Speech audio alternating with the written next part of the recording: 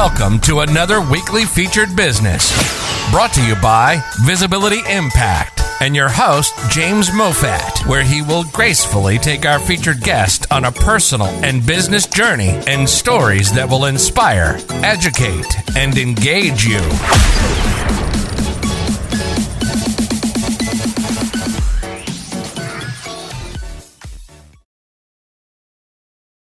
Hello and welcome to another Friday featured business brought to you by Visibility Impact and your host, myself, James Moffat. Today we have our 130th guest, right? And I'm going to try and pronounce your name, right? Komal Shah. Hello. You did just great, James. Excellent. So welcome to the show. Thank you. I know it's your evening and my morning, but we made it here. Yes, so I'm going to take you on a journey. For the viewers watching, I'm going to take you on a journey from your childhood to where you are now, touching on any memorable experiences that you wish to share, right? And then steer you around to what you're doing now and where you are in your business. Why are you doing that? Was there any pivotal moments within your life that transitioned you into doing what you're doing, or have you always done that? So let's find out. So, Komal, the floor is yours. So before we get going, I'm just going to ask, where are you living now and where are you originally from? So I am currently in San Diego, California, and probably for the first time in months, it's sunny. So we can finally say it's sunny San Diego. It's been so gloomy here. And I was brought up in the United States. I was born in Portland, Oregon in the Northwest, and then lived in Washington State, and then moved to San Diego when I was in fourth grade. So I feel it's truly my hometown, but both of my parents were born and raised in India. So there's definitely like a lineage from that country as well. Excellent. So could I just ask, where in India? Yeah, so I'm part of a place called Gujarat, and that is the western part of India. And fun fact, if you meet anyone whose last name is Patel or Shah, they are from the same region of India as me. Actually, I knew some Patels, actually, when I was growing up. We lived next door to a doctor's house, right? It wasn't the surgery, it was the house where the doctor actually lived. And we had doctors changing all the time, right? But we had a Patel doctor, Indian. I'm not surprised. Doctor, engineer, always and forever. Right. Okay. So have you been there? I have actually. So growing up, my grandparents lived there. They're both passed away now. But so my family, we actually used to go to India every 2 years to go visit. So I feel very grateful because I'm actually very connected to my dad's side of the family just because we used to visit so often. Right. And in that region, what language do they speak? So it's Gujarati, which I am fluent in, and I'm thankful because growing up, my mom, whenever I used to talk in English, she would tell us like she doesn't understand us.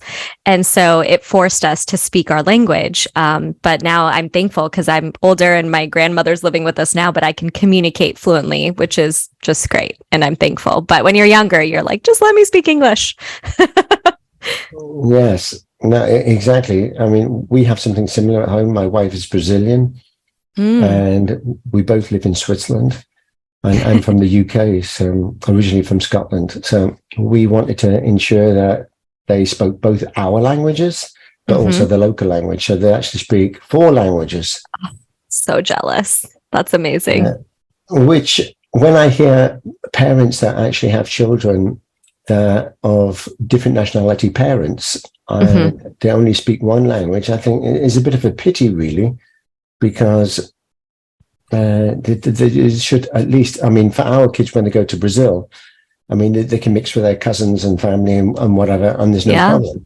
When they go to the UK, likewise. I think the difference has been that we have both from day one been speaking our own languages to them. And I mean, they speak Swiss German, living here in Switzerland, and I don't understand any of it. High German is bad enough, but Swiss German, I mean, it's gobbledygook, right? Yeah. But I mean, so they have their secret languages as well. So, and also they're learning French now. So, I mean, Wow. it's quite amazing actually when you live in a different country because you're kind of forced to learn a language. And as a kid, Right. you're like a sponge. You just absorb it and you don't question it. Yeah. Like I'm so jealous. When I came here, I'm thinking, oh, that sentence doesn't make any logical sense. And they said, it is what it is. You just got to learn it like that. And I'm thinking, well, it doesn't make sense. And so I question it, but kids don't question, they just learn. Yeah. Anyway, so I've just got to ask, because you have a professional microphone there. So is that just because you like to look like a professional, or when you're on Zoom calls and things, or is it because you do something that is different? Definitely something different, though. I will say I don't mind being in the spotlight. So, this is definitely part of my brand. But I and we're going to talk about the book that I wrote. But when I was writing my book, I actually got invited to over 20 podcasts to be a guest. And so I think that was when I invested in the microphone. Then I did an audiobook. So I had to have a microphone. And now I have my own podcast called The Parent Classroom. And so it's a full circle moment. This microphone's been very handy and good to me. Excellent. We're going to come on to that a bit later. I just wanted to close it off because you had a microphone there and people are going to ask, why has she got a microphone like that? So I was curious as well, but I mean, doing a podcast I think is a wonderful thing, and I love hearing people's stories. So we're going to hear your story, right? So as a professional podcaster, right, you're quite familiar with this. We'll come on to that later, but I'm just curious on the type of guests that you have, and do you focus on any particular thing? Because I try to keep mine quite diverse in a way that could be anything. Yeah. From anyone, anywhere. When I started the podcast, to be honest, I did it because I had a lot of people tell me that I have a podcast voice. And they're like, you need to do a podcast. We like hearing your voice. I'm like, that's really weird because no one likes to hear their own voice, but whatever. But in terms of guests, I actually started out with a lot of solo episodes. But because I'm not a parent myself, I knew that I wanted guests who were parents. And so when we were having certain topics, then I could use their insights of what they do with their kids. And so because I'm talking a lot about conscious education, it's been amazing to have educators on who are also parents themselves. And they talk a lot about the innovative things they do with their kids, and how they navigate the schooling system. So it's been actually really fun to get different perspectives that are like similar in values to mine, but also they can really give their personal experience that maybe I can't. No, I love it. And maybe I should be a guest on your show because I've got 3 kids that I could share. Yes, I would love that. Yes. And we also have Sarah here in the audience, and Sarah has got a passion for this as well, and her son, and I'm sure she could share a story or two. Yeah, plenty. Yeah. So feel free to call me too anytime. Right. So let's just take you down memory lane for a little bit. So growing up as a kid, right? Have you got any siblings? I do. I have an older brother. He is 5.5 years older than me, and very thankful because he's truly my best friend and we talk like twice a day. So very thankful. Are you living close to each other, or? Yeah, he actually lives in Los Angeles. So it's only a 2-hour drive, which is really nice. Right. And coming from an Indian background, right? I mean, I had in the past an Indian girlfriend, although she didn't live in India, she was of Indian origin. She actually came from Suriname, one of the Dutch colonies, but very, very much into Bollywood. Right? We had a guest that was a musician in Bollywood. Wow. Right? So we had a Bollywood connection. So just reading your notes, you have a Bollywood connection. I do. I have Bollywood danced since the age of 4, did competitive in college, did professional teams. And so, Yeah, Bollywood dancing is my life. And I grew up with my parents watching Bollywood films and listening to Bollywood music. And so that was definitely a big part of my upbringing. But it is fun to have a dance form that you feel so connected to that also happens to be a part of your culture. Yeah, I love them, actually. Yeah. At the beginning, I thought, oh, what's all of this? And there's some people dancing and singing a lot. But there's a story behind it as well. And oh, yeah. It's always about love, and it's like a musical, and there's heartbreak, it's all dramatic. It's great. No, I liked it because it was easygoing, and it was kind of sincere, and it was very positive. Mm. I mean, not like some Hollywood movies that are quite negative and destructive and the opposite, right? So these were, you'd end up watching it and go singing and dancing down the street. Yeah. They've changed over time. Now they copy Hollywood films. But yes, back in the day, definitely. They were all cutesy. Right. So are you a singer and dancer? Gosh, I actually took singing lessons for 7 years, but that just is not something I really pursued. I mean, fine arts in general, I feel I love.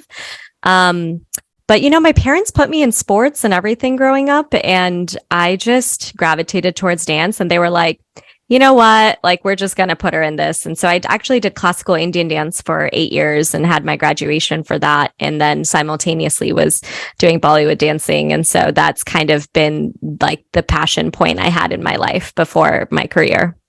But can you do Bollywood dancing alone, or do you need a partner? Oh, that's a good question. So I did solo dancing, but when I was on teams, you would actually have a partner. So there would be teams of like 18 to 20 people. You pick a theme, you pick songs, and you literally put on a production and a musical as if it's a Bollywood film, but you condense it into like an 8-minute performance. And so, yes, a lot of partner work, a lot of stunts. It was a lot. It was a part of my life that no longer exists, but it was fun at the time. And you can sing? Yes, but I mean, please don't put me on the spot, because, it's more singing in the shower, really, James. Yeah, likewise. I sing with the kids, but although, I mean, sometimes it's audio recorded, right? Part of the bedtime storytelling. It's fun, but I wouldn't necessarily want that to be on YouTube. But anyway, so let's have a look at your upbringing. So as a child, what type of things did you enjoy besides the Bollywood and the dancing and stuff? You said sporty, so no, I wasn't sporty, let's be honest. Fun story, my parents put me in basketball, and at one of the games, I shot for the other team. So I think at that point they took me out and said, she's going to embarrass the family, like, no more of this. So dancing was a big thing, but honestly, I was quite quiet as a kid, and I just kind of wrote in my journal, and I read a lot. Like, I think reading and books was my sanctuary. And a lot of that was just things going on in the family at home. And so that felt like safe for me, is to be in my room and read. It was the one thing I could like escape from. So I think I literally spent one summer before 5th grade, and I read 75 books that summer. Like, that's how much a nerd I was. And my mom was very concerned because she's quite extroverted. So she was kind of like, my daughter's never going to have friends. She's just going to sit in the corner and read her book. But that was my happy place for sure. Wow. So they're just back to back. Yeah, I mean, when you're younger in elementary, the books are thinner, right? It was like all the Full House series, all the Goosebumps series, Nancy Drew. I mean, they were just books that were easy to read. But honestly, if I look back, I really don't know how I accomplished that goal. I mean, I've read 30 books this year, so I guess like the avid reader in me is still there, but probably not what I achieved that summer for sure. Yeah. So is your book collection now different to when you were a kid? That's a good question. I would say probably not. I'm still really into like thrillers and fiction novels more than nonfiction. I like reading to escape.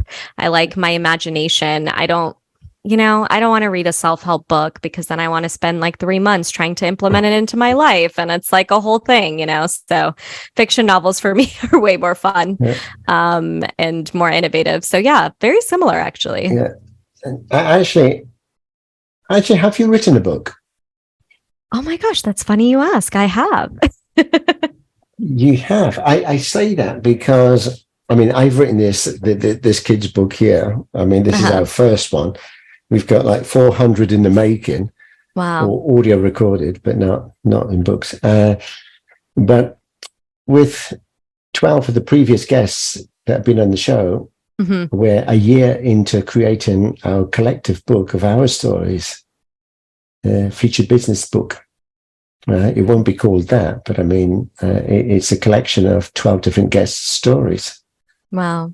So what's your book about then? So my book is called Raise Your Hand, A Call for Consciousness Education. It was published in 2021.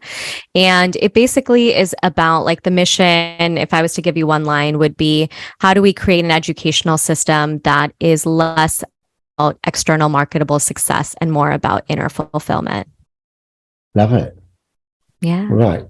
Because I've had guests that have written their books, you see, I've got a whole load here. I mean, I'm not just going to get them all out, but and they're signed by the author, and they've been a guest on the show. They've said, "Oh, would you like a copy of the book?" And I said, "Oh, of course I would. I'd love one." And they said, "No worries, I'll send it in the post." Right. So, are we insinuating something? I'd be happy to do that for you, James. Yeah, then I'll plug it for you. I mean, I'll look, the problem is I've got so many.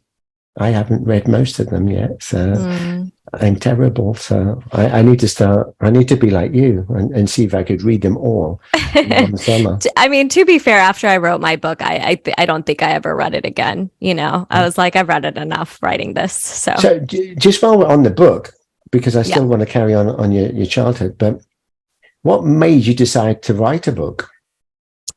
Gosh, I mean, it's very connected to my journey, which I know we're going to get into. But long story short, I did not plan it. You know, I think everyone wants to write a book at some point in their life, right? It's on the bucket list. Maybe one day when their kids are graduating college and, you know, they're solo again and they want a pet project, let's write a book, a memoir of your life.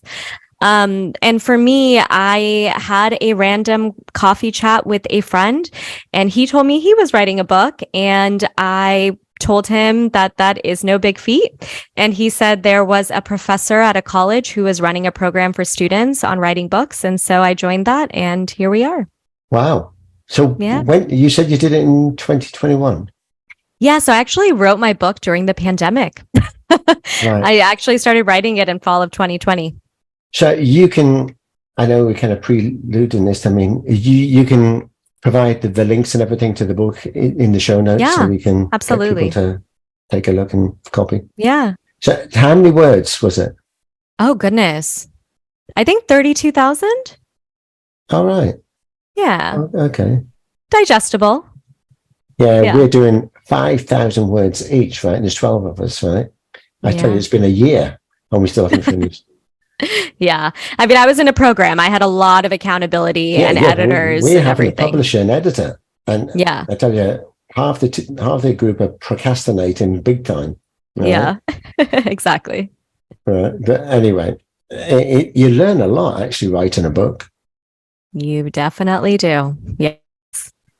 Right. I'm going to read it and just to see if you've picked up on any of the tips that we've learned as well. Okay. Yeah. Actually, once you become an author, when you read a book, you see it in a different light. That's interesting you say that. I wonder if I feel that way. I'm not sure. Though I've had a lot of people have read my book who then told me, so when is number 2? And I was like, 10 more years of life experience before I go down that road again. So we'll see. I just want to get hours done. It's painfully slow, right? Yeah. Yeah. A lot of patience. Yeah, I have another book in my mind that, well, I've already written a lot of it, but it's called The Universe Within Your Mind. Right? Intriguing. It's very deep, right? But I'm probably 10 years away from finishing. Yeah, I mean, the program I was in, they always say the number one block for people to not write their books is they just don't write.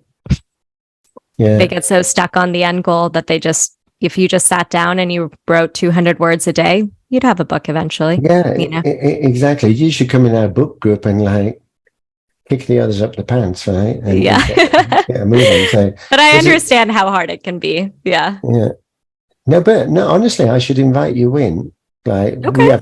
we have monthly calls, right? And I'll invite you in and you say that you're a guest and this is your book and you did it yourself. And then it might get people think, oh shit, I need to get a move on there. Get it together. Yeah. But anyway, so we'll provide all the details of that later so people can take a look at it. So where is it available? It's on Amazon and a few other sites, but Amazon is like the primary space for it. Yeah.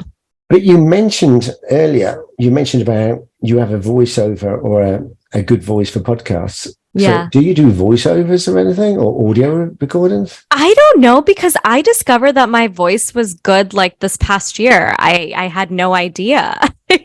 I mean, I know when I recorded my audiobook, I listened to it once and, it's your own voice. So I'm like, whatever, and published it. But it's when I started my podcast is when people were reaching out to me and they were like, oh my God, your voice is just so soothing and calm. I can listen to it all the time. And I was like, really? That's so weird. But here we are. There are certain people like that, though. I mean, some people, it doesn't matter what they talk about. I just want to hear their voice. Yeah. I mean, they have that soothing voice. All right. Well, right. I'll put that on my strengths list. Yeah. But so you audio recorded your own book? I did. Yeah. Which was, it was odd, but it was also fun because it's like you get to bring your own words to life. And yeah, it was an interesting journey, but definitely understanding inflection point and all of that. Like I wasn't, I'm not a trained voiceover, but it was fun. Yeah. I don't think I could do mine because I actually write as part of mine about my schooling. I was never a good reader at school, although I became a better reader when I left school because I don't know, I was forever daydreaming. And when the teacher said, right, next person to read, James, right? I thought, oh, no, where are we? Right. I used to have my ruler right out there and moving it down the book so I could see what line we're on. And most of the time I didn't. And I thought, oh no, it's my turn to read. I don't know where I am. And then, I was never a good reader. And then some difficult words, I couldn't even pronounce them. And I felt embarrassed. So, it kind of put me off. But I mean, later on, I became a good reader. And I used to read, like, similar to you, back-to-back books. I mean, I did the whole Dan Brown collection. The best. Yes, so good. I've read all of those. They're amazing. But then, I was actually going to follow up to what you said, because isn't it so fascinating that in school, the things that were told to us, if whether we were good or not, sticks with us unless we argue with it as we get older? Because for me, actually, I never thought I was a good writer. I actually didn't feel English like class was a strong suit of mine. I hated writing essays. And, now I'm an author. It's just so funny to me that was something I didn't feel confident in, and I always thought like math was my strong suit, science was my strong suit. And some of that was cultural, but I never felt that. And then also, so in my language, my native tongue, we don't have W, we only have V's. So I hated reading out loud in class because I couldn't differentiate between V's and W's, and it was very embarrassing. Yeah, funny you should say that. My eldest son, my parents my brother lives in a place in the UK called Worthing, right? Okay. Sarah probably knows, down on the south coast, right? And Worthing, right? Now, my eldest son can't say it. He says Worthing. And I said, no, it's Worthing. He says Worthing. And he cannot say it. The younger two can say it, but he cannot say it. And I said to my wife, can you say it? And she can't say it either. Right? It's a thing. My mom still can't say her W's necessarily. But I also, as you get older, you're more empathetic. If it's not part of your native tongue. It doesn't matter. I mean, it's okay. So let's, kind of move away from the books for a moment. Yeah. Although we could talk all about books. Let's have a look at childhood. So sporty wise, I mean, what did you like as a kid then? I would say, yeah, like dancing, arts and crafts, like anything like that. I think my mom was pretty fearful and kind of protective of me. And so she used to kind of project her own fears onto me. And so anything super adventurous or sporty, she kind of didn't allow me to do, especially if I fell or something. It was like, don't do that again. You know, you're going to get hurt. So I ended up kind of doing things more at home. I became more of a homebody. But yeah, I think like beyond dancing, I played the piano, I was in Girl Scouts, but ended up quitting mostly every other extracurricular because dance ended up taking up so much of my time. So that was kind of my focus for most of my childhood, I would say. And also because it was my creative expression. It was the one thing that made me feel like I could express myself because I didn't necessarily feel I had a voice outside of dance. So that was like my space to do it. So you like dance movies? I like dance movies. What do you mean? I mean, things like Dirty Dancing. Oh, so I actually resonate more with just music in general. I don't know if I ever was into like dance music or movies, perhaps, but I don't even know if I watched Dirty Dancing growing up. I'm telling you, we only watched Bollywood movies growing up. But I think I watched it later in life. I watched it later in life, I promise. Yeah, but I think that was a classic when I was growing up. I mean, with Patrick Swayze. Yeah. You know the movie though, don't you? Yeah, of course. Yeah, I ended up watching it later on, but I was not like something. I mean, there were so many classic catchphrases from there, like "Nobody puts baby in the corner." Oh, don't you remember that? No. Now, Patrick Swayze says, because right at the end, right, because he's doing private lessons with baby, right, and right, her parents don't want her to participate in this, and it's a taboo kind of thing, this dirty dancing, right? Yeah. So she's had these private lessons, and it's the end of the holiday camp party, right? And he's dancing on stage, and then he asks baby, which is her name, right, to come on stage, and everyone's against it. And then he says, "Nobody puts baby in the corner," right? And then she comes out the corner, and that is the time of your life dancing thing. And such a good dance. So romantic, and you start crying and stuff. But that was the phrase from it, right? But anyway, now I know. You have to watch it. It's one of these movies that you can watch a few times. Yeah. There was always like that fine line between balancing the cultural things that were happening in the house with like the American mainstream and pop culture. You know, I mean, there's so many times where people in America will talk about these bands, like Pink Floyd and this and that. And my parents listened to Bollywood music and Celine Dion. You know, that was as far as we were going with American culture. But I just wasn't exposed to like even Bohemian Rhapsody, like all of, not Bohemian, the Queen. Yeah. Like Queen, it's so funny because people be like, what? How did you not know? And I was like, I was bicultural growing up. You know, you get exposed to different things at home. You don't get exposed to those things. Yeah. So music wise now, I mean, what's your type of music? Anything dancey or poppy. I mean, of course, as I got older, you know, I was into like Britney Spears and all the boy bands. I grew up in the 90s. And my brother was 5.5 years older. So like loved rap and like Eminem, DMX. So eventually I found my musical taste, and it was obviously beyond that. Yeah. What about older music like Beatles and things like that? To be honest, I'm not very familiar with like any of their songs. Yeah, because no one in my house listened to them. Like the only person who would be my dad, but I don't think even he listened to it. It was like Phil Collins or Celine Dion. Yeah. I know. I just think Beatles music is very easy for singing with the kids. I mean, I sing with my kids. I mean, now that they know the songs, I just have to say the first word, and I say, you have to guess the song. I say close, and they say, close your eyes and I'll kiss you, tomorrow I'll miss you, right? And then I'll say yesterday, all my trouble seems so far away, and then I'll say yellow, and say submarine, and whatever. I mean, it's like a game. It's so funny, right? And them singing it because they don't always remember the lyrics, so they make them up, and which is even more funny. Yeah. But I find that the Beatles songs are kind of ageless, and easy lyrics to learn. So Yeah. particularly when you're singing with kids. I mean, the pop music today, I have no idea. Mm. Right.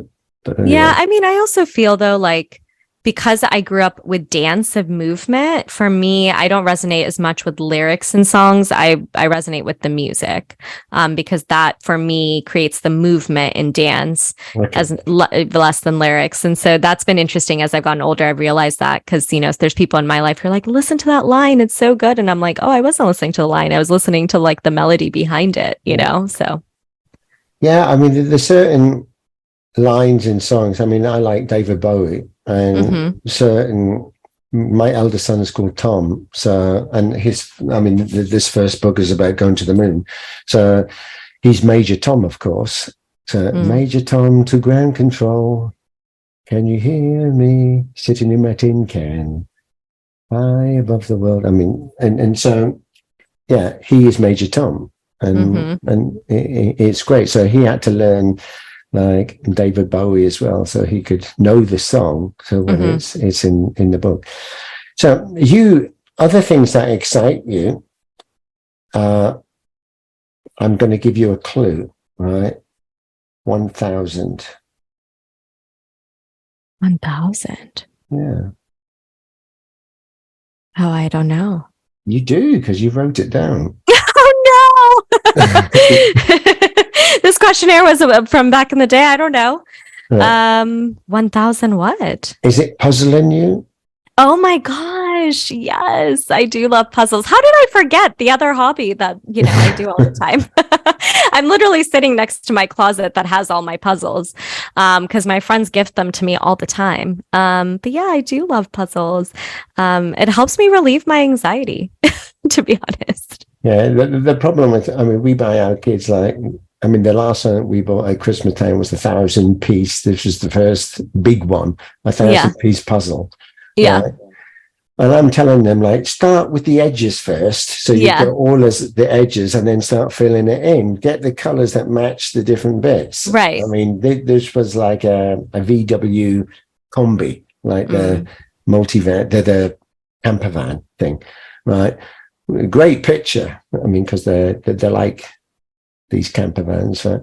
But it wasn't easy to do. So anyway, we would put it on the board and everything, and they start doing it, and then they lose interest. But I cannot leave it alone now. I have to do it. Yeah, So, I'm the same way. And now they're sitting there, like putting all their pieces together, spending hours and hours, right? And then they come and they seem to come. I don't know how they do it. They come and look at it and think, oh, that goes there, that goes there. And then they're putting like 10 pieces in back to back. How did you do that? I'm spending hours. And say, well, that was easy, Daddy. I mean, it just fits there. Yeah. How did you do that? Right? Yeah. So they amaze me. But so kind of what puzzles do you do then? Any picture that resonates with me. I try to not to do too much of the color blocking ones, which is because it's too easy. Too easy? Well, if you know, the puzzle has like the distinct pink and the yellow and the green, like it's just going to be too easy for me. No, but if it's just one color, like that's terrible. And that's not even fun. No. It has to be a picture of some sort. It's got to be a picture. So I think people that give these 1,000 or more puzzles like to people for Christmas presents, right? Like it's evil. It's nasty. Like if it's just like one color, like the ocean or something. I would say, that's terrible. No, we don't do that. I just don't open it, and I keep it wrapped up and send it to someone else. Yeah. Yeah. But I think, and it's based on what we've been talking about, like dancing, reading, puzzling, like I am a very all-in person and a goal-oriented person. So if I'm going to start a hobby, I'm going all in and I'm going to become really good at it. So I'm not as versatile in doing many things, but the few things I do, I feel I do well. Okay. So hobbies and things that you do now are what? Are very similar, I would say. Puzzling, reading, not arts and crafts. Anything with your body? Yeah, yoga. I do go to yoga on the weekends. Meditation. I don't really consider that a hobby, more of a lifestyle. And Yeah, just being out in nature, but nothing like I'm doing, I guess, weekly where I would say, oh, this is my hobby that I, partake in. Dance for me now has just a part of my life, but it's not all of my life anymore. So cooking, Indian cooking? Gosh, so I have learned some Indian cooking from my mom, but my mom's the most amazing cook. So I just feel terrible every time I try to make her food. Yeah.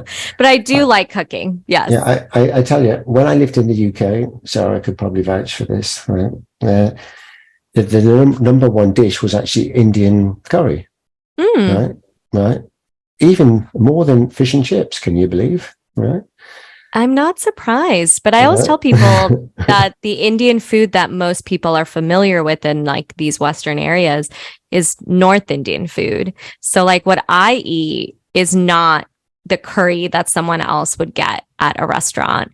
And ours is not based, for example, in dairy, and is not as thick. And it's actually sweeter because my region eats sweeter food. So I always tell people, I'm like, if you love Indian food, you actually love North Indian food. Yeah, I think in the UK, they definitely had it for the English palate because I've been to India and it's not the same. And also in Switzerland, you cannot find, so if there's anyone listening that's an Indian restaurant in Switzerland, right, you cannot find a good Indian restaurant. Right? It just does not taste the same. I asked for like naan bread, right? And they just have naan bread if you're lucky. We have Peshwari naan and other naans in the UK. And then typically you get all those spices and poppadoms, right? Yeah. Like on the table as soon as you sit down, right? So you've got your poppadoms and they'll bring out as many as you want while you're waiting for your food. Now, here you have to pay like $5 per poppadom. I know, what the hell? Right? You should just go to an Indian store and just get a package and you can just make it at home. You don't need to go pay that $5. It's expensive. It doesn't taste so good. It hasn't got the same menu, right? Yeah. And I think, no, you got it wrong. Yeah. But I don't know if the American Indian food is similar to the UK Indian, or again. I've heard the UK is better for sure than it is in America. Yeah. My brother's married to an Indian girl, and I tell you, they make their own. Fantastic. Blow your socks off. If you say you want it spicy, you definitely get it spicy. Oh yeah, but I don't eat out at Indian restaurants, right? Because I get it at home. So similarly, I'm not familiar with Indian restaurants really in the local region. So when people come around for dinner, you normally do a curry or something. Yeah, or different things, Right. Depends. Okay. I'll be around to do some sampling then. All right, sounds good. Maybe I'll hand it off to my mom. You don't want to sample my food. Let's be honest. So you also do. I mean, you talked about meditation and also spirituality. Yeah. Right. So when did you get into that, or have you always been into that? I grew up in a spiritual home. We followed like Hindu religion, and my dad, more than my mom, I would say, was very religious. So we grew up praying and things like that. So I think I was surrounded by just faith and God, and, we have God pictures all over. But, I think a lot of people in my generation, when there's a lot of rules with faith, we kind of deter from it.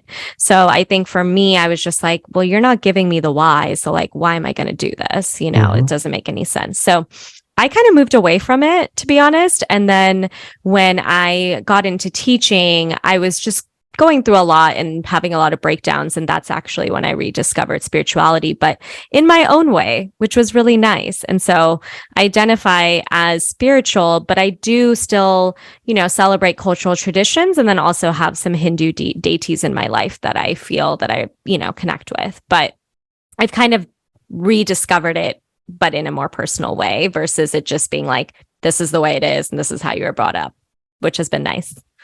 Yeah, I mean, there's a lot of spiritual connections to India, particularly with some of the... Yeah, it's beautiful. Yeah. I mean, like Lord Shiva and Shikta and others. Yeah, if you go back ancestrally, actually, India was a country of seekers, spiritual seekers. There actually weren't religions. That happened much later. And so people were actually just seeking and trying to understand the divine. And then it became quite segregated. And there's so many now different religions in India. So yeah, I think that in itself is fascinating, as well as I think the foundation of it is like deeply spiritual and really about faith. And if you look at ancient texts, it wasn't about rules. It was about how you discover and seek within yourself. That was really the ultimate goal. No, exactly. And there's lots of like pilgrimages, like for people seeking and a spiritual journey, and they go to India and do that. Yeah, that's why I love going to India. I feel very connected when I go there, and it helps me like reframe my own life. So it's the only place I've been to is Hyderabad. Okay, I've actually never been, but my dad used to go there a lot for work. So yeah, I went for work, but I mean, I stayed a week and enjoyed it. It was great. My brother has done more because he's married to an Indian girl, and although she was born in the UK, her family roots are from India as well. So let's kind of move forward onto kind of education and what you're doing now. I mean, education-wise, what did you do? And then from that, did you go out into the big wide world and do jobs in kind of the corporate world? Or tell us a bit. Do you want to hear the journey of how I got into education? Would that be relevant? Yes, okay. Of course. Okay. So I never thought I was going to go into education, actually. I was a biology major in undergrad. And I think maybe I thought I was going to be pre-med, but I'm scared of blood. So, I mean, that was never going to happen.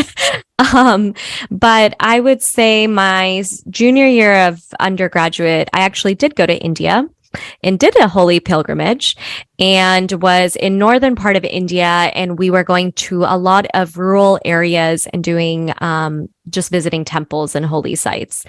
And funny enough, I actually didn't want to go on this trip, but ended up going. And there was just a lot of poverty in the villages that we were visiting for these holy sites. And so when you would ask the kids, why aren't you in school? It's daytime. They're like, we don't have school here. Right. So they were just predominantly farm workers for their parents. And so families had a lot of kids because they would need their kids to work the farm fields. So that really resonated with me when I came back. And I always say that my life has always been full of miracles. And I think that's what makes my faith and spirituality so deep, because by my senior year, still didn't know what I wanted to do. Applied to a program called Teach for America. I'll be really honest, I knew not much about it. And I applied 2 hours before the final deadline and I got in.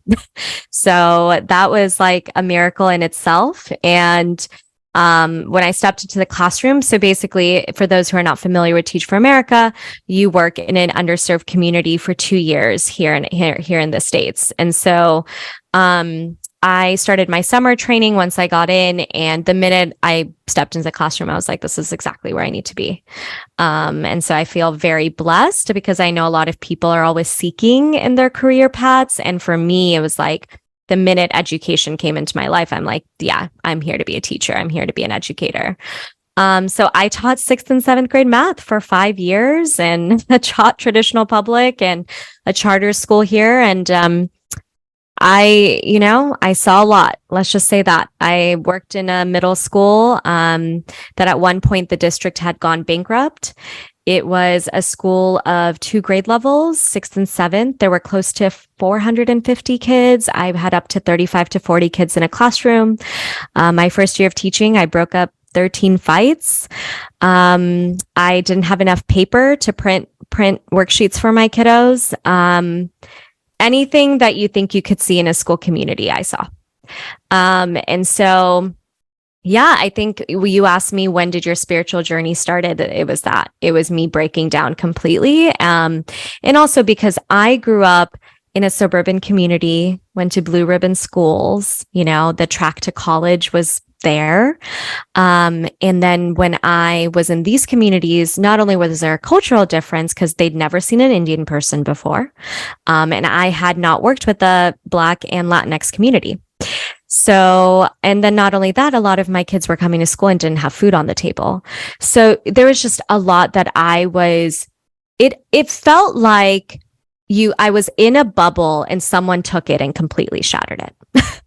And I had to find out who Komal was again, because I thought growing up in a nice home and having two parents and having food on the table and doing Bollywood dancing on the weekends was normal. And everyone does that, and that is not the case. And, but I will always say that when I became a teacher is when my life began. That's how it feels, because I became a completely different person and started to just learn a lot about myself, about human connection, about, trauma, working around, boundaries and barriers that otherwise I would never be exposed to. And the beautiful part was, not only did I get exposed to it, my parents got exposed to it. My brother got exposed to it because they used to visit my kids every year. So all my kids knew my family. And it was so beautiful because this community, what do you see? You see it on Wikipedia. Those communities exist everywhere. We're like, don't go there. It's unsafe. Like, I'm not taking my kids there. Like, there's a lot of crime. And once you're in that community and see it, you're like, oh, these are just human beings living in different circumstances, but they're humans, they're not to be discarded and ignored. And so when my parents would come in, they completely changed the way they saw themselves. And I think I understand their immigrant mentality. Like they didn't really get exposed to a lot of cultures. And so they kind of stuck with their own because it made them feel safe. And I get that. But then now they're in these communities where, on the news, it's like gang violence, crime, another, student shot. And they're with my kids going, oh my God, they're like, these cute little 8-year-old, 10-year-olds who are like, I love them so much. It was a very big shift in my whole family. And I feel very grateful for that because my parents just also started to see beyond their own lens and their own life and be seeing something else. And also to go, oh my gosh, this happens in America. This is not any other country. This is happening right here in our neighborhood. Gosh, I'm going to stop there because I know that's a lot, but that's really like where my journey began. I mean, that's quite amazing journey as well, but also a massive eye opener. And you think living in the Western country, right? Everything is like what you see in the movies, the 2.4 children, the family home, the dog, the nice car, home, 3 holidays and everything is marvelous. Yeah. But in reality, even here living in Switzerland, there's 25% of the population are in poverty. And people say Switzerland, it's the rich country, isn't it? Well, the country's rich, but the people, 25% are definitely not below the poverty line. And even where we live, they have a system here when you go to 5th grade, they want to integrate kids from another school into rich schools because there's kind of the more poverty, kind of the lower income families or more the immigrant families in one school and less in another. So they mix them all around, which, when they're doing things like that, it's not always for the best. And we've had big discussions and arguments about this because they randomly pick people rather than ask for volunteers or do it in a way that is a win-win. Yeah. It's just do it and that's it, right? And think, well, hang on a minute, look at the consequences of doing that, but they don't seem to care. It's a numbers game, right? Yeah. And go on. So, sorry, Tim. I just want to conclude. Like, my sister's in education in the UK. She works in a school, and my elder sister, who's in Tampa, in Florida, she's also in education, and they all see the same. I had you talked about on your podcast. You had Matt Barnes on there as a guest. So I follow him, but also some other people that follow him that have been a guest, like Beth has been a guest on my show, and Yeah. also moved her kids from the traditional school into homeschooling. Yep. Because that's what Beth did, and then unlearning is Matt. Yeah. I mean, but I've had lots of educators on the show, and it doesn't matter where they're from in the world. I mean, I've had them from Turkey, I've had them from Mexico, I've had the US, the UK, wherever. Yeah. They all say the same thing. Yeah. I interviewed 70 people for my book all over the world. China, Turkey, Saudi Arabia, Ireland, Scotland, everywhere. And it was the same narrative and story. And, it's really interesting too, because, I always say education is it's very personal to people. People like to follow a certain tradition and lineage, like legacy around education. And, unfortunately, a lot of times education, and this is a thought I've had a lot as someone who's gone through this before I became a teacher, is it can be a space for separation. I think a lot of times we think of education as like, you're going to go out and do good in the world. But for most, even parents, it becomes about, I need to get my kid into the best college so they can get the best job. It's not about how they're going to contribute to the communities. And so then they go into the suburban neighborhoods. Then they go in where the nice cars are and the nice fences, and they never get exposed to the poor, impoverished places unless they're working for a nonprofit or they're volunteering on the weekends, right? And so we always say education and the power of knowledge is to do better for humanity. And we have to really ask ourselves, are we doing that? And, pushing kids to go down this very individualistic, you got to be the best academic performance rankings. Okay. But are they going to be kind to that person on the street? Right. And we really have to question those things. And it's difficult because it's a balance, and I don't think there is a balance, but it's hard because you want your child to be kind, but then you also want them to be successful. And where is the kind of intersection with that, right?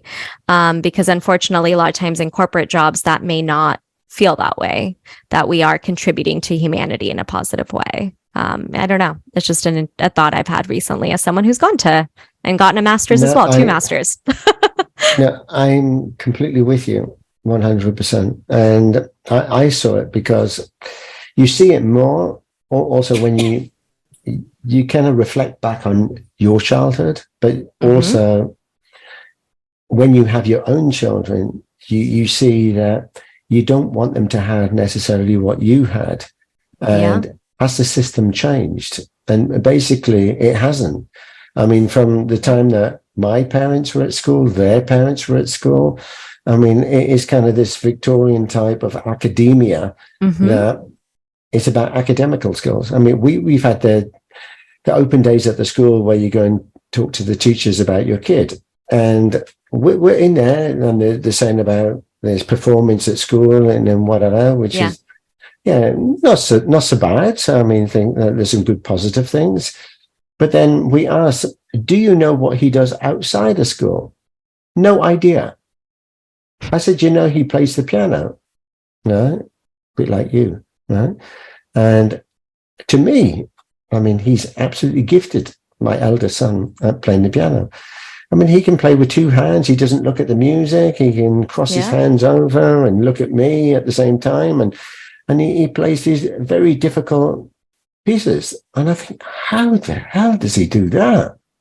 Right, I'm still doing chopsticks, right? Right, I'm struggling with that, right? Yeah, and he's gifted. But I asked the teacher, I said, you know what he does out of school? Because surely as a teacher, you want to know a bit more. I mean, if I was a teacher, I would kind of build a portfolio of each kid and think, right, this is what they excel at outside of school. Maybe they're not so good academically at this subject, but looking at what they do in other things, I mean, sports-wise, I mean, he's pretty much a good all-rounder, but I can't say the same for my other 2 kids, right?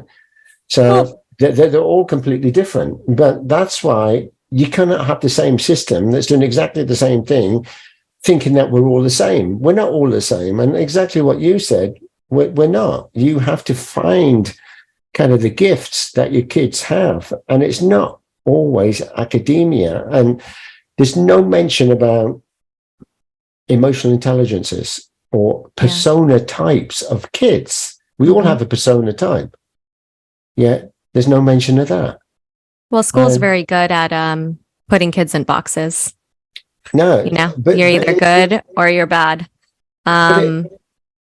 Exactly. And that, to me, I think it starts right at we call it here in Switzerland, the Kita, which is like nursery school. So it's pre-kindergarten. Yeah. Right. So nursery school, they do put them in the boxes. They've already, we had meetings with them. Your kids aren't the same as other kids. And I'm thinking, thank goodness. Yeah. Right. I think, heck yeah. Yes. They're not we can't contain them in the box of rules. I say, great. Hallelujah. Right. Right. Because it's that indoctrination right at the beginning. And well, yeah. I mean, you're testing for obedience. Really, that's what you're testing is, can you fit within this mold and be passive and raise your hand and listen? And ultimately, that's how we're going to assess you. And then also, I think if you look at historically, which obviously I did research on, and we can talk about, the Industrial Revolution, factories, where this model kind of worked because you're learning a skill set in the factories. So of course, you're going to have a teacher in the front teaching a specific skill because you knew and you were ensured that you're going to all need to know the exact same thing. You are going to leave and you're actually going to have a job ready for you based on that skill set. It actually made sense, right? But then as we've evolved, and if we look at, the modern world and kind of how they created all of the system in itself, it is so fascinating that we still have a teacher who's disseminating information. I mean, we live in the digital age. I mean, why is a teacher still telling you about the Pythagorean theorem? You can ask Siri. Like it's to me, it's insane. And going back to what you said, it was interesting because in the community I worked in, the biggest conversation was college, because when you're in an impoverished community, so many people don't go to college. And so that was like the push, right? It's like, we got to get these kids into college because their families need to get out of poverty. And the only way to do that is have financial security, aka college. And by my 5th year of teaching is when I started questioning that model, and I worked at a charter school where I was a math teacher. So I'm teaching all of these foundational skills. And yet, to your point, James, I did know my kids' stories. I knew every kid's story. I knew everything going on in their family, or tried my best to build relationships of their interest and, other things. And so when I would hear some of my kids' stories of what they were dealing with at home, for them to walk into my class and me going, sit down, we have a warm up to do. I mean, the disconnect in that was insane, And so for me, it's like I transitioned as a teacher to having the how are you feeling today big bulletin board. And we talked about feelings the first 5 minutes. We did meditation for the next 5 minutes and regulated our nervous system. And I was known as a feelings teacher, and I wasn't known necessarily as a math teacher. I was trying to be more holistic because for me, it was like human first, student second. I mean, we love to learn from people we like, and we also love to learn from people that make us feel seen and heard. And I think every day kids go into spaces that they do not feel seen and heard. And I mean, I can talk, mounds of the curriculum. And if you look at things from a business perspective, right? When you are building a product, and I say all this because I went to business school. So if you are starting a business, if you have a product, you have a target market, and you pilot your product with them, and you get feedback, and you iterate and you iterate and you iterate. Okay, well, who are our clients in schools? Kids. So why are we not piloting with them? I don't understand. Why are we not iterating the curriculum based on their interests and what they want to do in the world? Why are we not doing that? Why are we saying, oh, we're the adults, we know what's best for you, so we're going to now give you this product, and if you don't like it, if you're not going to buy it, if it's not relevant to you, we don't care. We're going to keep testing it with this market because you don't have a choice. And so when I ever give that analogy, to me, it just blows my mind that we just keep allowing to perpetuate this old system of curriculum and academia. And I, by the way, consult with parents and I tutor kids right now. And so I'm still within that system. And I mean, the amount of fear and worry from parents and me having to be like, your child's going to be okay. Like they're going to get through this. They're in third grade. They don't need to know sixth grade math. Like it's going to be okay. Right. It's constant conversations to get them to realize that their kid is gifted and is okay right where they are. Yeah. No, I completely agree. And to me, seeing what they're doing and hearing the stories from other educators and teachers from around the world, that the whole system is broken. Yeah. It needs to be scrapped and redesigned, but redesigned with the humanitarian approach to it, the emotional touch to it. Yeah. I mean, we are humans and we have that emotional connection with others. We know fear, we know happiness, we know the different things that stimulate us. And I was saying that even when I was growing up as a kid at school, there were certain subjects that I loved, but the teacher was boring as hell, right? And I struggled to understand the lesson because of the teacher. They didn't articulate the value and they didn't get it across in a way that I wanted. So I struggled. And then I've had the opposite. The most boring. I think, oh, no, not that subject. Oh, I hate that one. But the teacher was so dynamic and so exciting. I would actually learn something, right? So it's about the delivery of the teacher, but also to look at the kids. I mean, I say that kids like stories. Everything is a story. Life is a story. So if you can present it in a storyboard fashion, you get the engagement and you get them to want to participate. And I find that a lot of the kids don't participate because of the teacher. The teacher has learned a subject and they go there like maths or whatever, and they give that a subject. They don't learn their emotional intelligences or their how to deal with kids. That is something, that's the psychologist. That's their role. I mean, I will say in the States, some of that has changed. I think post-pandemic, I do think teachers are more integrating of emotional intelligence as much as possible. But to your point, I was actually speaking this with someone recently, and I don't know how tangential or it makes sense, but you hear a lot of times from people where they're like, when I get older, I'm going to become a teacher. They're like, that's what I'm going to do. And I laugh because I'm like, teaching's a profession. It's a skill set. If I said, when I get older, I'm going to be an accountant, right? Well, I have to go to school for that. I have to study for that. I have to have experience in that before I'd be a good accountant. And yet people think they can just go into a classroom and teach and like that we're all just natural teachers, but it's strategic. You learn it's a skill. And for me to become an engaging teacher, to become a teacher by my fifth year where I'm sitting in the back and my kids are running the show and I actually don't talk much in the classroom. And when, adults come in, they're like, we can never find you. I'm like, good, because this is not my classroom, it's theirs. Right. But that's a skill. And so a lot of times when teachers come in, they're like, I have so much to share with you all. And I'm going to talk up here for 45 minutes, and it's like, this is not an adult conference. And kind of what you said with storytelling, kids learn through play. That is their language. And I have a dear friend of mine who's a mother of 3 who I had on my podcast. And we talked a lot about emotions because she does conscious parenting with her kids. And she said a beautiful thing where she said most parents struggle with, and shout out to Monsi, I got to say the person who it is that I'm attributing this to, but she was saying a lot of parents struggle with their kids brushing their teeth. And so she was trying to tell, parents like, well, you make it a game, like who can get upstairs first, who's going to brush the fastest, who's going to have the soapiest mouth, play.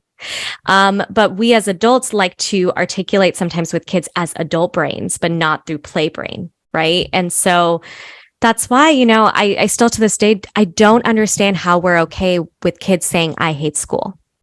Yeah. I don't understand why we're okay with that phrase when we're all natural learners. And if kids literally are born and are playing in dirt and looking at the tree and, jumping in the pool and it's all play and they're learning, then what are we doing through our system that's taking that away from them? Yeah, I agree. And when a kid says that, you have to question, what is it like a day in the classroom at school? Yeah. Right. So that's true. because everybody wants to learn. We're here to learn. Yeah. I mean, part of living is learning. We learn from the day we're born to the day we die. Yeah. Right. So we have that natural desire to learn. Right. I mean, typically things that you want to learn, of course, but I mean, nevertheless, learning. Right. Yeah. And if school offers that, then surely it's a great place to be. But it's not a great place to be because there's other things that happen at school that don't get addressed. Bullying, teasing. I mean, I must have spent 5 years discussing bloody teasing and bullying at school. I mean, it is driving me insane. Yeah. Right? I know. Nobody seems to care. Or if they do, it's not a focused subject.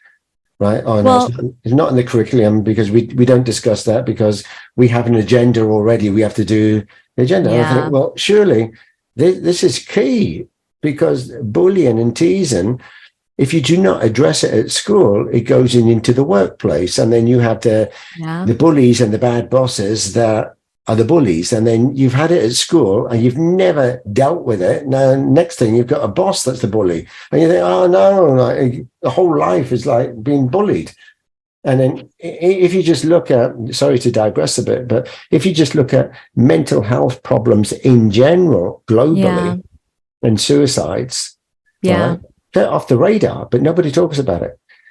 But I think a lot of that could be addressed going back to school. So I hear you on that. And, you know, I think it's funny when people say, you know, oh, I can't homeschool kids. Like they're not going to have the social skills. And, you know, you're like, well, what's the socialization in schools? Like, is it good? Is it safe for your kid? Are they psychologically safe? Or is it not a place of safety?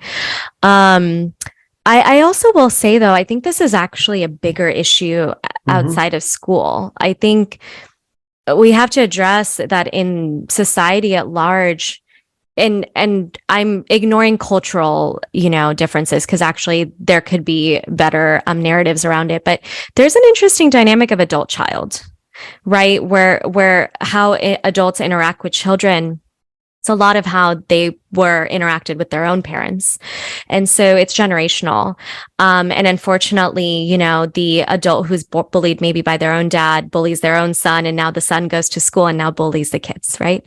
And so I think we have to have a greater conversation about, one, in our society, how to be a good parent. I think we miss that conversation completely. I think most people don't talk about it. And then what it takes for anyone who works with children, which I argue is anyone, right? If we really believe that collectively we are responsible for the next generation, which I think every adult is in some capacity, even if you don't have your own kids, it's a lot of inner work. It's a lot of healing. It's a lot of like addressing things. And, you know, unfortunately, we live in a society that's very reactionary, you know, as substances, drugs, consumerism. We talk about the pills, right? We're reactionary. We're not very preventative. You know, what would the world look like if everyone just spent 10 minutes in the morning meditating before they went to their next space, right? And just learned about the power of breath. So I just think it's a greater conversation of just the adult child interaction and like, what is the kid even enduring outside of the school space where that behavior then is enabled in school, right? And then what happens with the lack of time, to your point, in education. I've been a teacher. I mean, you're go, go, go. You don't have time. So then now it's not addressed. Then they go home and then that same behavior is exposed to death. You know, it's like, who's supporting this child through that until one day, you know, they are doing substances and the parents are going, that child, you know, like just couldn't get it together. It's like, no. We had many moments of intervention that just were ignored, you know? So it's just something I think about a lot as well, is like the perpetuation and the generational trauma that a lot of times we see too, which is a whole other conversation. But I mean, you have a business background. So if you, I mean, I work a lot with startups as well. And I see a similar thing. I mean, everything is related. I mean, I started doing storytelling for business, right? But that was a byproduct of storytelling with children. I found if it's so magical and it works with children and we all love stories, surely it can work for businesses. So I was learning from my children how I could take a program to businesses, right? Funny enough, it was easier to sell kind of the idea and the concept and the fun to children than it was to business. Business, we're too busy for that. We have to make the money. And I'll think, hang on a minute, right? I'm too busy pushing the cart with the square wheel. And I'm thinking, here's the round wheel, right? And then I'm too busy. And I think, well, put the bloody round wheel on there and you'll go further. But no, I'm too busy. So that was kind of the mentality. But with children, they were very open to want to listen. And I found it was easier to work with children than it is to business owners because they don't listen. Yeah. There's so much belief in following the system, which if the system is broken, they'll still follow it. And I think, hang on a minute, that doesn't work. Why don't you try this? Right? I mean, there's the expression, you can lead a horse to water, but you can't make it drink. So, I mean, it was the same thing. But, I mean, just going back to kids, I mean, I've said, hi, hello. James, we're probably going to edit this bit. No, you guys keep it have in. heard of synaptic pruning? Have you heard of synaptic pruning? So, sorry, what? Synaptic pruning. No, you what's talked that? about why in businesses it's easy to talk to kids rather than businesses. Yeah. We're talking about this whole adult-children relationship thing. Well, at the age of 13, our brain goes through this process where it's like a tree. Imagine your brain's like a tree. And at the age of 30, this happens to everybody. And if you've been in a negative environment, okay, your brain goes, what do I need? It's like a prune. Okay. It goes, okay, I haven't had a holiday for ages. I've been stuck in COVID.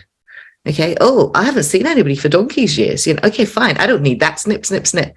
So what's left is a negative pathway in your brain. And so if you imagine you've been in a situation between the ages of 12 to 13, which is critical, by the way, and all you've seen is bullying. You've seen, the teacher being stressed out of her head. She's having a nervous breakdown and you're going home and your father's beating you. Okay. What's going to be left? Okay. How are you going to trust anybody? Why are you going to want to listen to anybody? Okay. You're probably going to go and hide away and read your book and go, I'm not listening to anybody, right? I know what I'm doing. Leave me alone. Now, this is my world now. And that's possibly why it's really difficult to get through to these people.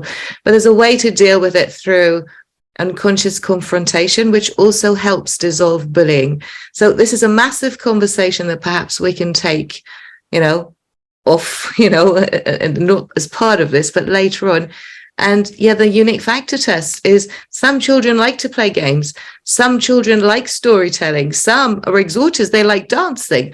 My son's a perceiver. He loves playing the piano, right? He's a visual learner. There's no way just storytelling would work with him unless I started painting pictures. So how do I tell that story? Yeah. And my husband is a compassion health, for instance. This is getting a bit technical, but I have to tell it in present tense. So there is a way to tell a story depending on your uniqueness to get through to that individual. This is what we need to enable parents to understand so that they have a better relationship. So those misunderstandings don't happen and people don't feel bullied and unheard. Because at the end of the day, what is bullying, right? It's feeling ignored, excluded. And that's when we go, you're not listening to me, I'm being bullied here. So there is a lot more to this. So I just fit that in. No, you're absolutely right. I mean, just saying, I mean, when you talk about education, I mean, it kind of opens a can of worms and it goes bigger and deeper into many different areas. And so much. Also, I mean, when I grew up as a kid, there's the expression, what happens at home stays at home. So, I mean, I had a guest that talked about sexual abuse as a child, and you just didn't talk about it in those days. And now it's become a topic. So sometimes when a kid is reacting the way they are at school, do you really know what's behind that? Or are you just saying they're misbehaving and mischievous? And I mean, I got into trouble a lot for being mischievous and always paying attention, but nobody asked what was happening at home. Yeah. And it was the rebellious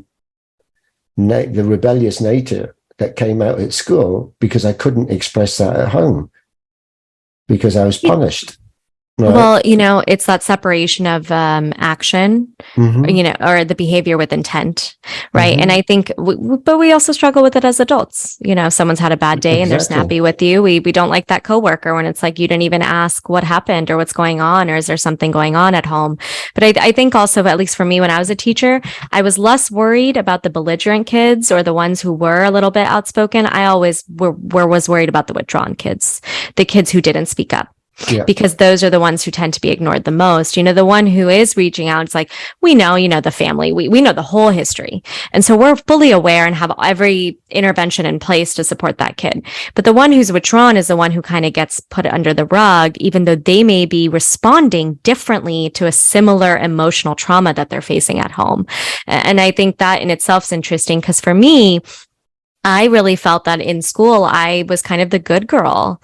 Like, I was just kind of the good kid and going through life's motions. And it wasn't until I became a teacher that I actually reflected on my own K through 12 schooling. Because I will say education too, for most of us, is a checkbox. Can I just interrupt if that bit's going to, while you gather your thoughts? You were talking about the quiet children you were worried about.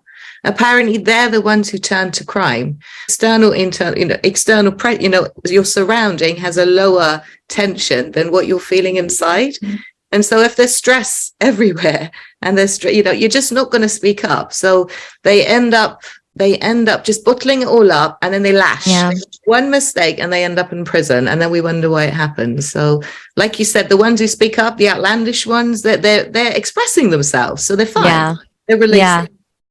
Right. And it's interesting you say that, because I do think about that a little bit, because I was the good kid, because I was quiet. And I've had to go to enough therapy now to understand that that was my response to what was going on at home. And it's a term called emotional parentification, which, I think a lot of times kids of baby boomers and immigrants tend to face this at home, which is you were emotionally responsible for your parents instead of them being responsible for your emotions and holding space for you.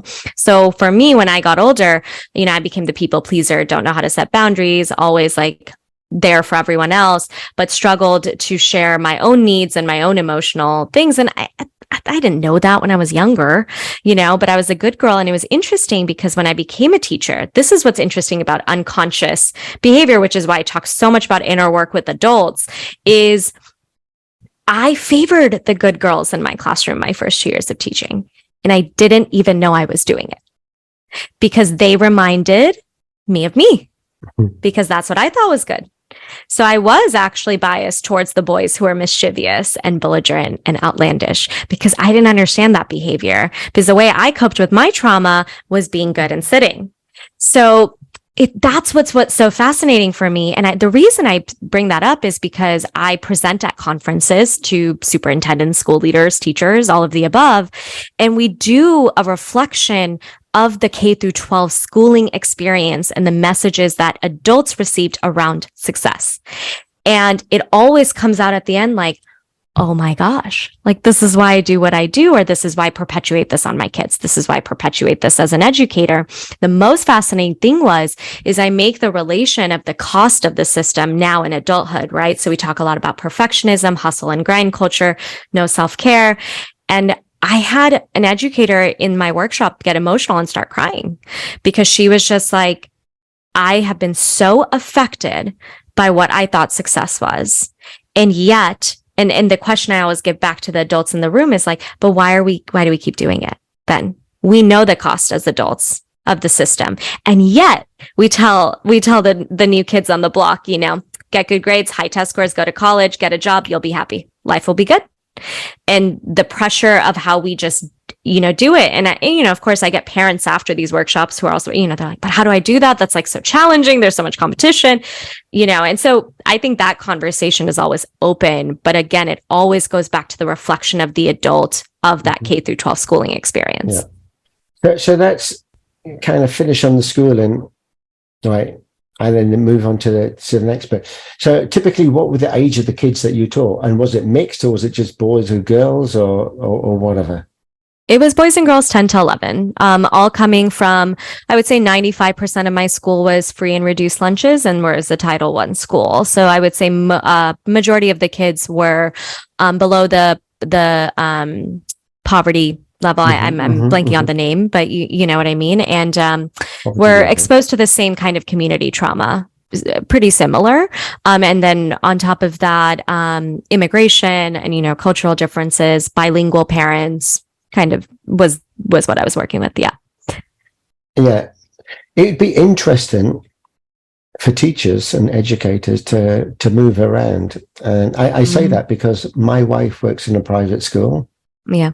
Right. International school. Yeah. My sister in the UK works in a regular school. And my sister in the US works in a private school. And I've had my own experience working in international private schools and for kids between the age of 10 and 14 of 72 different nationalities, right? Wow.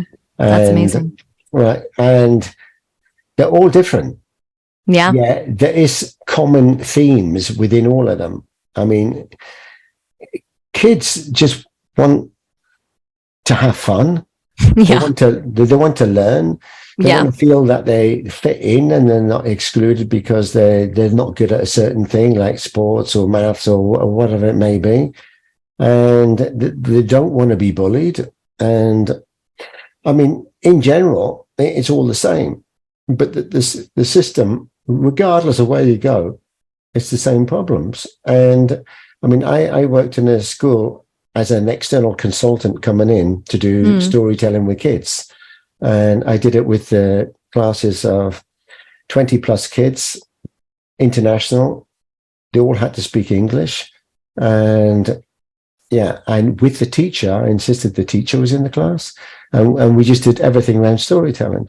But it was quite ironic because a lot of these kids didn't have a bond with their parents in these private schools. They saw the parents twice a year if they were lucky. Wow. Right? So these are the kids that have filthy rich parents, right? But there's no bond, right? Yeah. And then that creates another problem because I asked them a simple question. I said, who has bedtime storytelling with their parents? Like out of a class of 20, like 2 put their hand up and said, yes, we have had it in the past. And there is no, I mean, if you ever do that with your kids, you create this magical, inseparable bond that lasts an eternity. Right. So kids that don't have it at all, right, there's a disconnect already. And then you've got to think, well, they were calling in social workers and behavioral psychologists and whatever about the problems with kids. And I'm thinking they're chastising a kid when there's a wrongdoing. And we played, and I'm sorry to digress, but we played a simple game in storytelling. I set the scene, so we all sat around in a circle in chairs, and I'm like part of the circle, not in the circle, but part of it. And I asked the kid on one side, would you start the story? It could be once upon a time or however you want. And the kid at the end the story. And everybody, we wrote on a piece of paper a word. No, we did that later. So everything was just free going, anything. There was no rules or anything, just to see what would come out of it. And then you'd pass on to the next kid whenever you want. So you could go on for minutes or like 10 seconds and then pass on. And then just to see what came out of it. And then one kid said, and he picked up a knife and he stabbed his mother to death. And I thought, shit, where the hell did that come from? And the teacher reprimanded him and he had to sit in the corridor for 30 minutes. And I think, hang on a minute, this kid, you need to hear his story. He's got a problem, right? The fact that he said that indicates to me that you need to spend more time with this kid. But they didn't see it like that. They saw it as like, he shouldn't have said that and he's going to be reprimanded for it. The next round we did that everybody had to write a word on a piece of paper, an object, a place, a color, whatever you want. And then we do the story, but it had to start on a positive and end on a positive. But the first time round, don't set any rules and see what comes out. And it's amazing what you can do with, I call it interactive storytelling. And And Jen, sorry to butt in. I love that. May I borrow that for my workshop? Would you want to come and do it with us? Yeah, I'll definitely come and do it with you. Brilliant. Okay, you're on. I'm going to call you 1st of July onward. I'm looking to train some people, and I'm looking for people to engage. And that sounds just up my street. Oh, I tell you, it works every single time. Brilliant. Because sorry to labor on this a bit more, but we'll come back in a minute. Everybody loves the story. And I asked them, out of the class of 20, I asked each class, I did 5 in a row, back to back, right? And I asked them, who does storytelling? Put your hand up. So like, raise your hand if you do storytelling. And like 2 or 3 put their hand up. I said, actually, you all tell stories. Yeah. Right? And then once they start to understand that they do tell stories, and what's the composition of a story, like a start, middle, and an end, and then they can see things in a different light. And honestly, it is so magical, because you can take the same methodology to business and it works the same. It's just something natural that we do, but we don't think about it, right? But when you think about it, you don't do it. So you need to learn how to think about it. Yeah. So anyway, let's just go back to, so what are you doing now? Because how long were you in education in schools before you gave it up, and why did you give it up? 5 years. I think by the 5th year, I just felt like we were so focused on getting them to college. We were just negating all the emotional human experience of the kid. And it was very frustrating for me and misaligned. And actually at the time I was like, I think I'm going to go start my own school, which, that dream is still there, but not anytime soon. And the dean at the school I worked at, which by the way, was a great school in general for the work that they were focused on. It was great. It was just misaligned with the human centered approach that I felt was my calling. And the dean had said, this school runs so well because it runs like a business. And I went, interesting. Let me go get my MBA.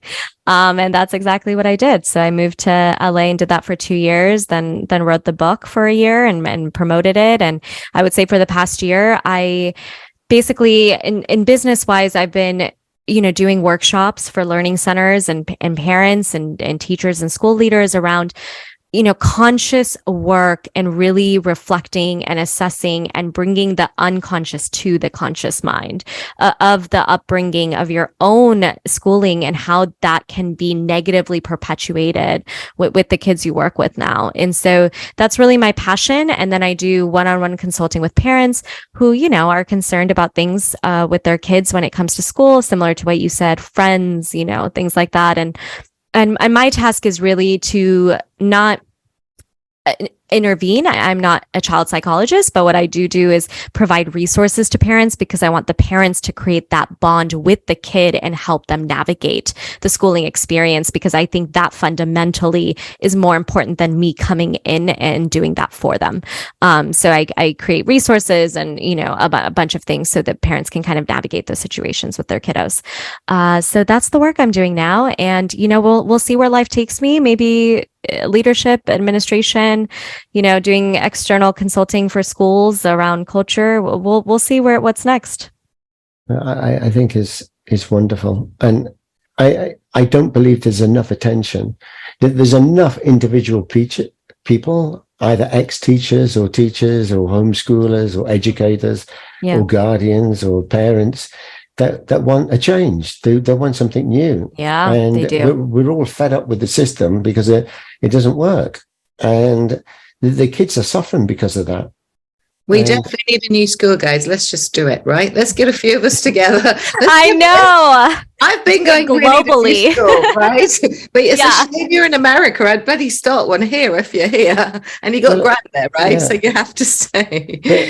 Here they have what they call the Montessori schools, and I don't know if they have them elsewhere, but it's a certain principles and style. But I still don't believe that hits it in the right place. I think that there's too many things missing, particularly emotional intelligences. Fear being one of them. My daughter, when she was young, very young. She wouldn't go, as I said, she wouldn't go out the house. She was terrified of everything. She didn't have any friends.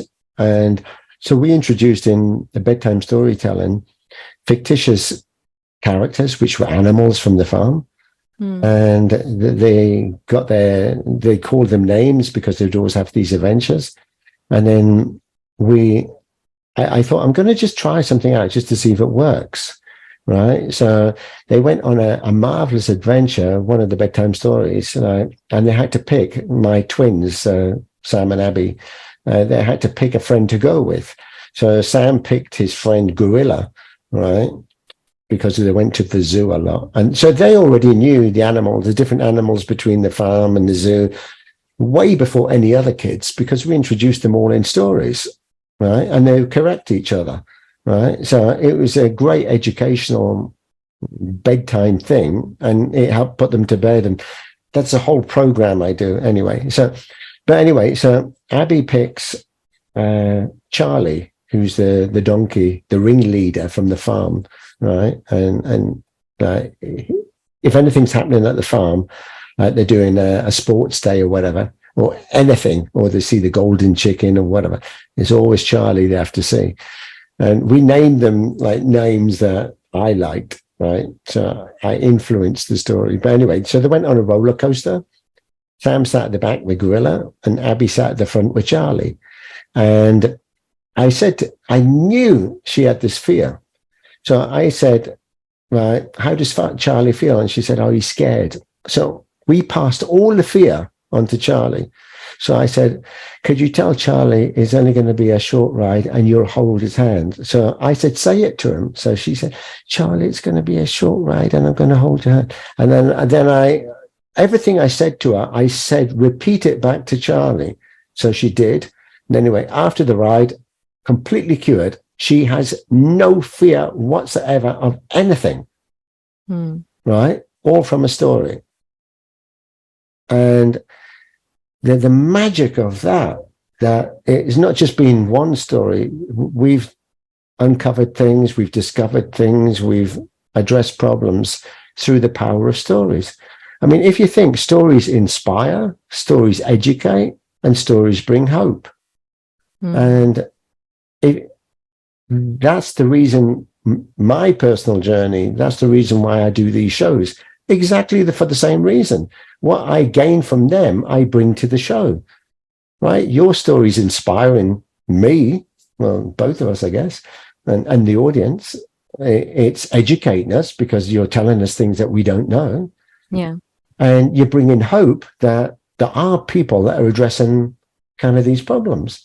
Yeah. So it's magical. And when people hear these, they think, oh, thank goodness I'm not the only one thinking like this. Right? So anyway, we're just going to kind of wrap this up now. So sorry to digress, but I think it's kind of all related and connected. So your podcasts, so you do podcasts for a particular subject, or is it just generals or all about education? So tell us a bit more about that. Yeah, so I am specifically talking about public K-12 schooling, because I just have heard over and over again, anytime I did workshops where parents were the ones who were coming up to me after going, Komal, that's all great, but my kid goes to the public school in my neighborhood and I just don't know how to navigate all the messages they're getting at the school. And I just don't know what to do. And this is my problem right now. And what do I do? And I was like, let's make a podcast out of that. And so it's called The Parent Classroom. It's for parents who are navigating the K-12 schooling system. You know, until I go into policy and hopefully change some of these god-darn policies that are out there for our education system, there are real problems that real parents are facing every day. And they are doing their best. And so I have done things. I've had a guest on who talked about balancing self-love and achievement. We've talked about how do you navigate emotions when your kid comes home from school and has encountered a lot of, diverse things that are happening at school every day. I just had a parent, Matt Barnes, come on and he talked about how to plan summer vacation that actually does not include summer camps, but actually supports your kiddo's dreams. And so it's been fun. It's been fun to kind of address a problem that's real and have conversations around what parents can do in real time. So that's what it's called, The Parent Classroom. Excellent. And for a day job? I mean, as in making a living. So what do you do? So at the moment, I'm doing a part-time job, and I'm working at a place called Ocean Discovery, which gives free science lessons to the low-income community around robotics and oceans and how to become a marine biologist and all the good things. And so, my heart is always going to be with kids and giving back and, specifically working in communities that I once served, because sometimes I feel quite disconnected from that. And so anything I can do to support in that way. Excellent. And what about doing something internationally, like mastermind groups with parents or with educators? Or I would absolutely be interested in that. It's just not something I've done yet. Right. Because this is kind of a program that I want to run as well, but it'd be nice to do with other like-minded people. Yeah, let's talk about it. I'd be super interested. All right. Okay. Anyway, so yeah, I mean, it is a magical story that you've taken us on. I know we could digress and we could talk about things all night long. Well, all night for me. Yeah. You still got your day to go. I mean, and also to have you back and talk about other things, because the subject is so important. Yeah. But it's so diverse as well. Right. And also to have from parents' point of view, I mean, different parents, parents from kind of rich families and parents from kind of poor families and parents from like mixed cultures or mixed religions or whatever. I mean, it's interesting because we don't all have all the answers, and it's about working with people to find solutions to problems. And it's a challenge, but there are people out there that are trying to help. So in saying that, have you got any kind of closing remarks or closing ideas or thoughts or words that you want to leave us with? Since I work with parents, I think the first thing I would say is, if you're a parent, you're the first point of guiding your child towards the values that you want to instill in them. And so, never forget that. I think sometimes it's easy to feel when your kid is in a schooling system that maybe doesn't support your values, that you're helpless. And I just hope you're not. And that there are a lot of things that your kiddos are getting from you daily that can actually support them and to navigate that situation. And for anyone out there who feels frustrated, just know there's a reason we're having these conversations, right?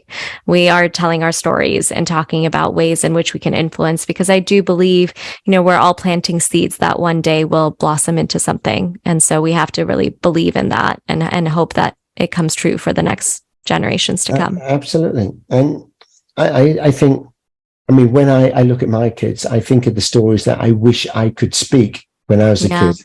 And I couldn't say them because I wasn't permitted to say them. Right. And you carry that frustration all through your life. Yeah. And now, like with your own kids, I want them to speak up. I want them to say, it doesn't matter if it's something that I don't particularly want to hear. Mm-hmm. I can only help if I hear their story. And I just think that we can, collectively, we can change this. If we can't change the system, we create a different system. Yeah. Right. And it doesn't mean that you have to follow the old system. Create something new.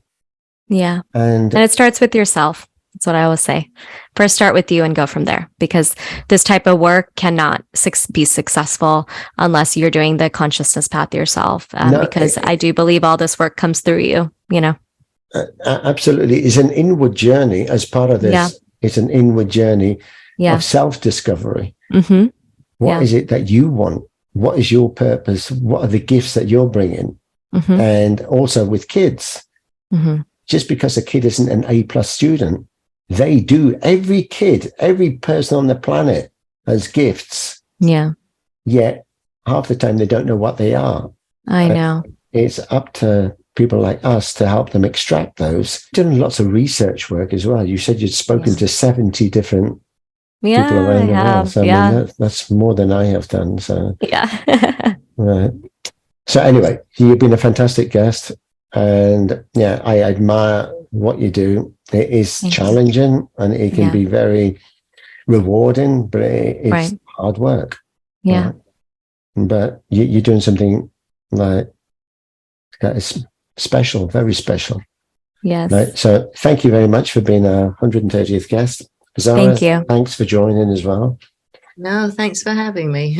Yeah. And lovely meeting you, Komal. Yeah. Lovely meeting you as well.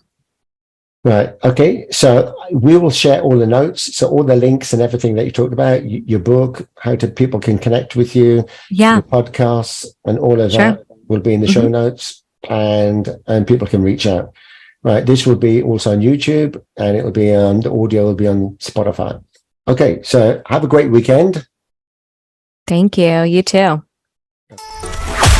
Wow, that was another Featured Business brought to you by Visibility Impact. If you'd like to be our next featured guest or learn how James Moffat can help you leverage on the art and power of interactive storytelling for your business, reach out and schedule a call now.